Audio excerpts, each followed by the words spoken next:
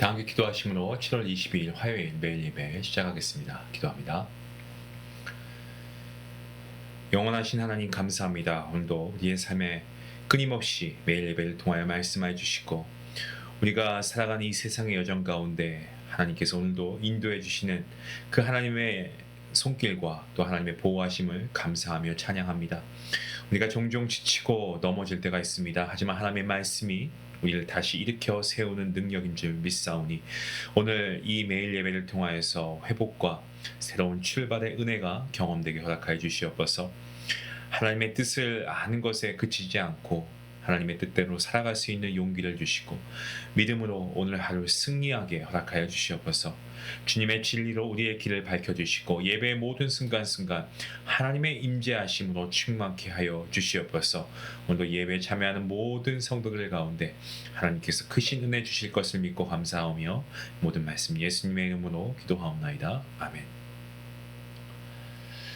찬송가 328장 함께 하시겠습니다.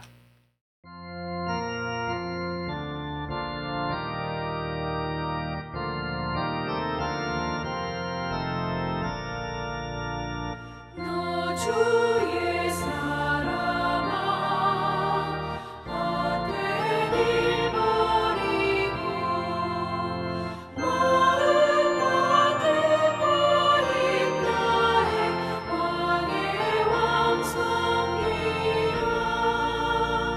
너 주의 사랑아 그날을 기다려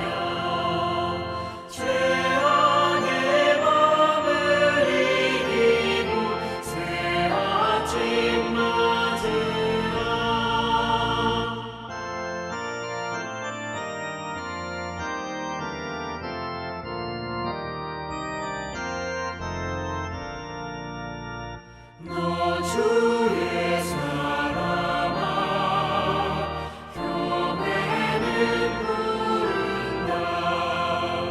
할 일이 많고 많으니 다 나와 일하라. 너 주의 사랑아 충성을 다하여 십자가 높이 들고서 발자취 따르라.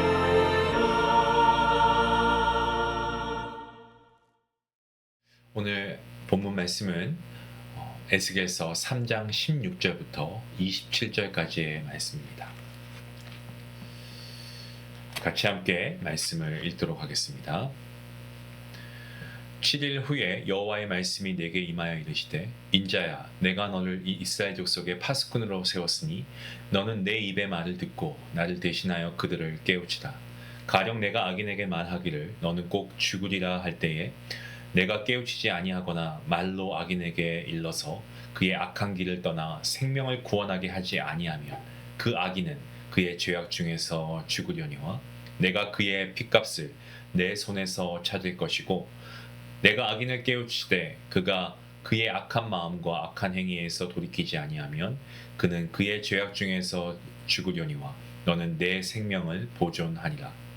또 의인이 그의 공의에서 돌이켜 악을 행할 때에는 이미 행한 그의 공의는 기억할 바 아니라 내가 그 앞에 거치는 것을 두면 그가 죽을지니 이는 내가 그를 깨우치지 않음이니라. 그는 그의 죄 중에서 죽으려니와 그의 핏값은 내가 내 손에서 찾으리라. 그러나 내가 그 의인을 깨우쳐 범죄하지 아니하게 하므로 그가 범죄하지 아니하면 정령 살리니 이는 깨우침을 받으며 너도 내 영혼을 보존하리라. 여호와께서 권능으로 거기서 내게 임하시고 또 내게 이르시되 일어나 들로 나아가라. 내가 거기서 너와 말하리라 하시기로 내가 일어나 들로 나아가니 여호와의 영광이 거기에 머물렀는데 내가 전에 그 발강 강에서 보던 영광과 같은지라. 내가 곧 엎드리니 주의 영이 내게 임하사 나를 일으켜 내 발로 세우시고 내게 말씀하여 이르시되 너는 가서 내 집에 들어가 문을 닫으라. 너 인자야 보라 무리가 내 위에 줄을 놓아 너를 동여매리니 내가 그들 가운데에서 나오지 못할 것이다. 내가 내 혀를 내 입천장에 붙게 하여 내가 말 못하는 자가 되어 그들을 꾸짖는 자가 되지 못하게 하리니 그들은 패역한 족속입니다. 그러나 내가 너와 말할 때에 내 입을 열리니 너는 그들에게 이르기를 주 여호와의 말씀이 이러하시다 하라. 들을 자는 들을 것이요 듣기 싫은 자는 듣지 아니하니니 그들은 반역하는 족속입니다. 아멘. 에스겔서 1장 그리고 2장, 3장 이 세 장은 선지자 에스겔의 소명에 대한 하나님의 부르심에 대해서 구체적으로 다루고 있는 말씀입니다. 그 중에서도 어제 본문에 이어서 이 에스겔서 3장은요 소명의 마지막 단계인데요. 하나님의 말씀을 먹고 또 듣든지 아니 듣든지 파수꾼의 사명을 맡는 장면, 그러한 이야기를 다루고 있습니다. 어제 말씀을 잠깐 복습해 볼까요? 하나님께서는 이스라엘에게 에스겔에게 두루마기를 먹으라고 말씀하십니다. 단순히 눈으로 보고 또 귀로 듣는 것을 넘어서 이 하나님의 말씀을 자신의 이 내면에, 자신 안에 받아들이고 소화하라는 거죠. 이 명령은 모든 사역자에게 주시는 본질적인 부르심입니다. 말씀을 전하기 전에 반드시 말씀을 먼저 먹어야 한다는 겁니다. 에스겔이 순종하여 두루마기를 먹었을 때 꿀처럼 달다라고 고백합니다. 에스겔서 2장 10절 말씀을 보면 그 두루마리 안에는 애가와 애곡과 그리고 재앙의 말씀이 기록되어 있다라고 제가 어제 말씀드렸죠. 이것은 하나님의 말씀의 본질을 보여주고 있습니다. 이 말씀이 때로는 위로와 희망을 주지만 또 죄와 불순종 앞에서는 그 죄에 대해서 불순종 앞에서 분명하게 경고와 심판의 메시지를 주시기도 합니다. 하지만 말씀이 꿀처럼 단 이유는 하나님의 뜻을 담고 있기 때문이고 그 뜻 안에 참된 생명과 진리가 있기 때문입니다. 그래서 우리도 말씀을 우리가 지식적으로만 받아들이는 것이 아니고 우리의 삶 가운데 우리가 받아들여야 한다라고 말씀드렸습니다. 그리고 또한 하나님의 말씀을 듣든지 아니 듣든지 전해야 한다라는 말씀을 우리가 어제 함께 나누었습니다. 하나님은 이스라엘 백성의 마음이 굳고 이마가 굳어서 말씀을 듣지 않을 것을 미리 경고하고 계시죠. 이러한 완악함에도 불구하고 하나님께서는 에스겔에게 말씀을 전할 것을 명령하십니다. 이것은 하나님의 말씀이 사람의 감정이나 반응에 따라 좌우되는 것이 아님을 분명하게 보여주고 있습니다. 에스겔은 어떻습니까? 그래서 하나님 말씀대로 듣든지 아니 듣든지 말씀을 선포해야 했습니다. 하나님께서는 소명을 주셨고 그런 에스겔에게 소명만 주신 게 아니고 두려움 없는 담대한 마음도 허락해 주셨습니다. 오늘날 저와 여러분도 동일한 부르심을 받았죠. 복음 전할 때 거절당하고 조롱당하는 것 우리가 두려워한다라고 어제 함께 나누었는데 정말 그렇지 않습니까? 하지만 그럼에도 불구하고 우리의 사명은 뭡니까? 우리가 그러한 반응들에 따라서 복음을 멈추는 게 우리의 사명이 아니죠. 우리는 하나님께서 우리에게 명하신 그 명령대로 우리가 진리를 선포하는 것인 줄로 믿습니다. 에스겔의 모습은 오늘날 이 말씀을 전해야 하는 이 복음의 증인으로 살아가야 하는 모든 그리스도인의 본보기가 된다라고 저는 분명히 믿습니다. 자, 오늘 말씀 에스겔을 파수꾼으로 세우시고 있는 말씀이 나오는데요. 하나님께서 에스겔을 이스라엘 족속의 파수꾼으로 세우십니다. 파수꾼은요 성 위에서 적의 침입을 경고합니다. 그리고 백성을 지키는 자, 그가 바로 파수꾼입니다. 하나님의 말씀을 맡은 자는 영적 파수꾼입니다. 그래서 백성에게 죄를 경고하고 회개를 촉구해야 합니다. 하나님께서는 에스겔에게 악인에게 반드시 죽을 것이라는 경고의 말씀을 전해야 한다고 하십니다. 만일 에스겔이 이 경고를 전하지 않으면 악인은 그의 죄로 인해 그 핏값을 에스겔에게 묻겠다라고 하십니다. 반대로 에스겔이 말씀을 전했음에도 불구하고 악인이 돌이키지 않으면 그는 자신의 생명을 보존하게 된다라고 말씀하시죠. 이 말씀은 모든 그리스도인들에게 적용되는 말씀입니다. 우리는 어떻습니까? 가정과 일터와 공동체에서 영적 파수꾼으로 세워졌습니다. 하나님의 말씀을 듣고도 침묵하거나 외면한다면 그 책임은 우리에게 있습니다.